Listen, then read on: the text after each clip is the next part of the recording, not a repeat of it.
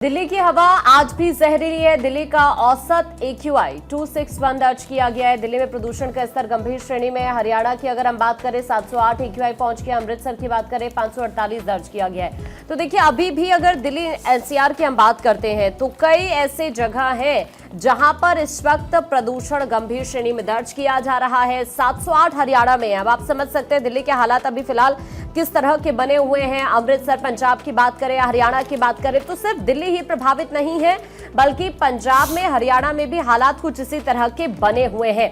हालांकि दिल्ली के अंदर लगातार कोशिशें की जा रही है कि हालात नॉर्मल हो सके, लेकिन हर बार की तरह इस बार भी दिल्ली में दिक्कतें जरूर हो रही हैं। मौसम बदल रहा है लेकिन उसका इम्पैक्ट प्रदूषण पर नजर नहीं आता है।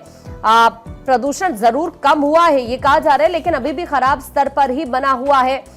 2 दिन बाद प्रदूषण बेहद खराब से कम होकर खराब स्तर पर आया है।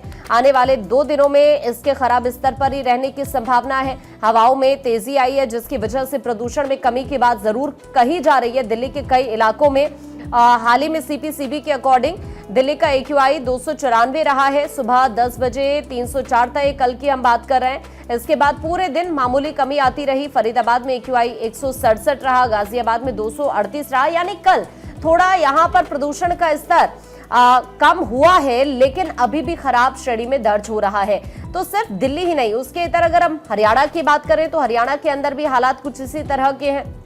कई ऐसे इलाके हैं जहां पर आप समझ सकते हैं कि 700 को क्रॉस कर चुका है AQI। हालात इस तरह के हैं। पंजाब में बात करें वहां पर भी सिचुएशन कुछ इसी तरह की बनी हुई है। हालांकि कल जरूर कोशिश की गई क्लाउड सीडिंग के जरिए कृत्रिम बारिश की, लेकिन अभी अगर दिल्ली के हालात की हम बात करें तो मौसम का मिजाज जरूर बदल रहा है। सीजन का सबसे ठंडा दिन कल मंगलवार को दर्ज हुआ, लेकिन उसके बावजूद भी प्रदूषण अभी भी खराब श्रेणी में ही दिल्ली में दर्ज हो रहा है। सरकार तो ठोस कदम उठा रही है, सरकार में कोई कमी नहीं है और सब बढ़िया चल रहा है, कोई दिक्कत नहीं है। बाकी तो कुदरत को देन के कोई बदल सकता है, चाहे कोई भी सरकार आ जाए। देखो जो कदम उठा रही है उनसे ऐसा लगता है कि पोल्यूशन कम होगा नहीं इससे, इन कदमों से।